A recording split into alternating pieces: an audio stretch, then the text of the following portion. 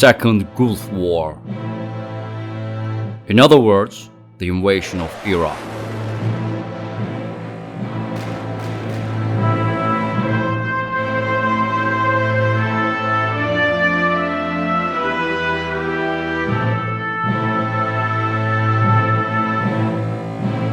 The operation organized by the United States of America, which, as usual, took on the task of distributing justice to the world to overthrow Saddam Hussein, the head of Iraq. The purpose of the operation was to destroy the weapons of mass destruction in the country and to clear the terror nests. However, with Saddam Hussein's failure to surrender, the event turned into a war and then resulted in an invasion. So what was the main purpose of this war? Or rather, what was the purpose of the countries participating in the war? The answer to this is in our video.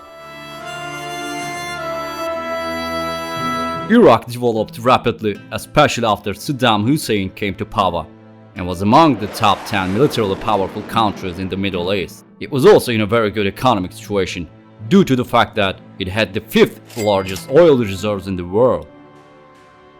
But like any war cause, what was the missing in Iraq? Of course, freedom.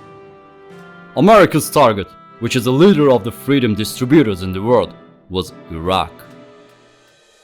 The relationship between Iraq and the United States improved during the Iran-Iraq War, but deteriorated again during the invasion of Kuwait. Iraq, which lost the war heavily, was expelled from Kuwait with the American-led operation with great losses. After the end of the First Gulf War, the Shiites in the south of Iraq and the Kurds in the north started a revolt against Saddam's authority. Due to the brutal methods Saddam Hussein used to suppress these rebellions, it created a new crisis in this country. As a result of these events, more than 1.5 million people migrated to the border of Turkey and Iran. This increasing the aggressive attitude of Saddam led to international reactions and sanctions against Iraq. However, these sanctions didn't affect Saddam much, as his economy was based on oil and especially Western countries needed the oil very much. After Saddam Hussein could not be restrained, a more serious claim was made this time. In a report prepared by the American intelligence, it was written that Saddam Hussein owned and trusted weapons of mass destruction, and that Saddam would not hesitate to use these weapons on Europe or America. This reason was sufficient reason for the US to intervene in Iraq. The Iraqi administration stated that that was a lie and that they could come to the country and investigate if they wanted to. The United States made an agreement with Saddam and established a commission and sent researchers to investigate whether there were nuclear, chemical, or biological weapons in Iraq. Claiming that the investigators of this commission were US agents in August 1998, Saddam suspended all the investigations and suspended the agreements. The Clinton government emphatically rejected this and began to take tougher steps against Saddam. In December 1998, military airfields and air defense systems in Iraq were bombed and destroyed.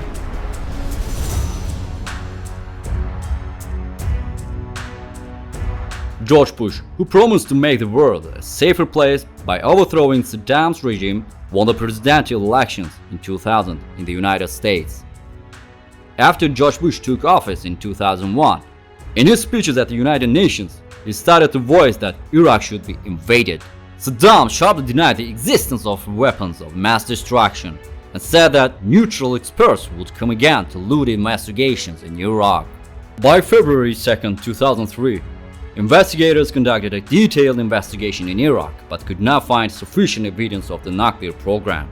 American President Bush claimed that there are still weapons of mass destruction in Iraq and that Saddam hid these weapons. Upon the United Nations' disbelief in this claim, Bush demanded an operation, this time claiming that Saddam helped Al-Qaeda, which organized the September 11 attacks, while the United Kingdom, Poland, Italy, Denmark, Australia, Japan, and Spain supported Bush, who was determined to do what he set his mind to. Canada, Germany, and France were opposed. However, in his speech on March 17, 2003, Bush asked Saddam Hussein to hand over the keys of the country and to take his sons with him and leave the country within 48 hours. Saddam Hussein replied to Bush that he'd defend his country to the death and that if America entered Iraq, it would never come out easily.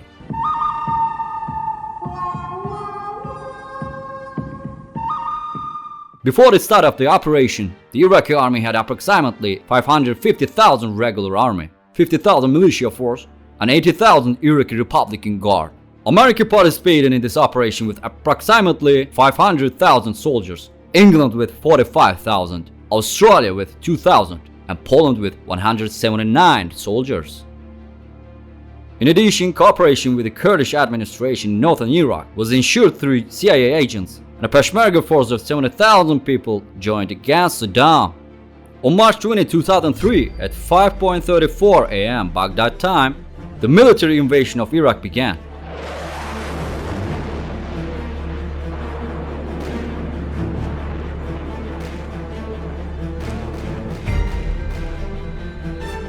The American army, using the lands of Kuwait, Jordan, and Saudi Arabia in the south, knocked on Turkey's door to use the Turkish lands in the north, but Turkey refused to use its lands in this occupation, as the March 1 motion was not passed with a vote in the parliament. Therefore, control of the occupation in the north was left to a few thousand American commanders and 70,000 Peshmerga. At first, about 70 targets were heavily bombed by American and British aircraft. In this bombardment, the communication network of Iraqi forces was completely destroyed.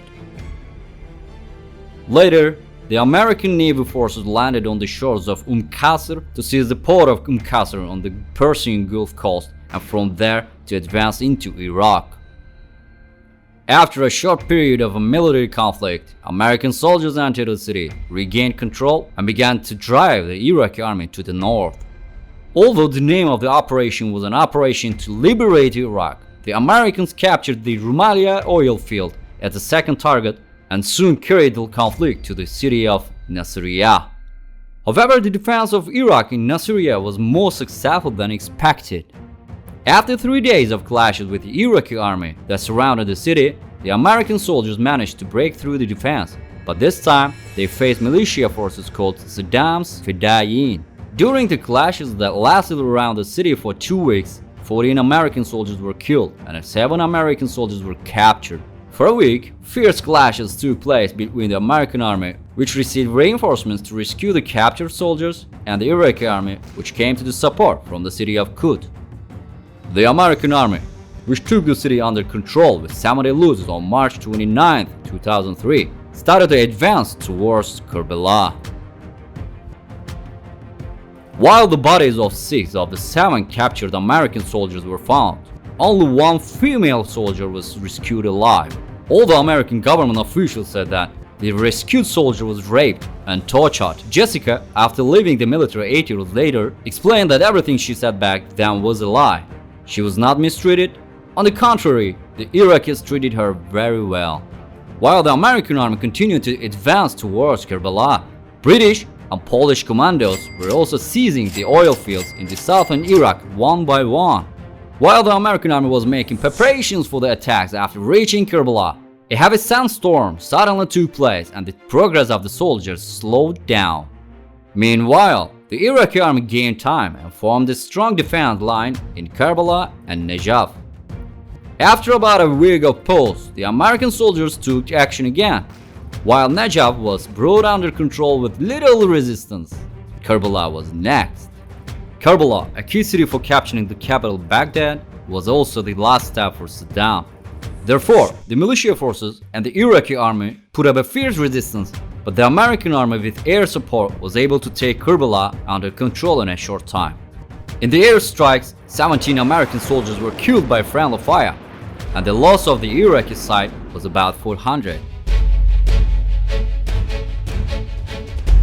After that, detachments began in the Iraqi army. Some generals fled, while others surrendered to the Americans and chose to provide them with intelligence. The remaining Iraqi army, Saddam's Fedayeen, and other Arab insurgents tried to resist the American army that entered Baghdad on April 5th. This resistance lasted only 5 days and became less and less frequent. After the few remaining resistances were broken, the capital Baghdad fell on April 9, 2003, and the 24-year rule of Saddam Hussein officially came to an end. On April 10, 2003, Saddam Hussein addressed his people on state television, saying that he is still alive and calling on the Iraqi people to resist America. However, this request of Saddam was not met. With the fall of Baghdad, the tribes began to fight each other for power, and sectarian violence broke out in the country. While the cities of Al-Quds and Nasiriyah in particular were attacking each other to establish dominance throughout the country, America asked all parties across the country to stop the internal conflict immediately. During this period, Iraqi army soldiers in the city of Al-Quds established a strong defense line to prevent American soldiers from entering the city. Iraqi forces who placed snipers on the roofs of high-rise buildings at the entrances of the city, inflicting serious losses on the American army. However, after 3 days of violent clashes, the city of Al-Quds came under the control of American soldiers. By May 1, 2003, control was achieved at all points across the country, and all of the Iraqi soldiers surrendered. However, there was still no news of Saddam Hussein and his sons. On July 22, 2003, American soldiers killed Saddam Hussein's sons Uday, Qusay, and one of his grandchildren after a 6-hour battle in Mosul. Saddam Hussein was captured by American soldiers in a farmhouse in Tikrit on December 13, 2003, 9 months after the start of the invasion of Iraq. Many Iraqis celebrated the overthrow of Saddam's government with joyful demonstrations in the squares. However, as the days progressed, these displays of joy gave way to anxiety, fear, chaos, and internal conflict. During the Second Gulf War, while the American army lost about 4,000, the loss of the Iraqi army was 11,000. In Iraq, where the United States brought freedom, the number of civilians who died in the civil war in the country since 2004, when the war actually ended, has approached 1.5 million. Finally, I would like to read you the confession made in 2011 by CIA agent John Nixon, who first questioned Saddam. "I questioned Saddam every day for 2 months, and after questioning I came to the same conclusion as Saddam. With the support of the research carried out and alongside interrogation, we, as the CIA, came to the following decision. There was neither chemical weapon nor a facility capable of producing chemical weapons in Iraq."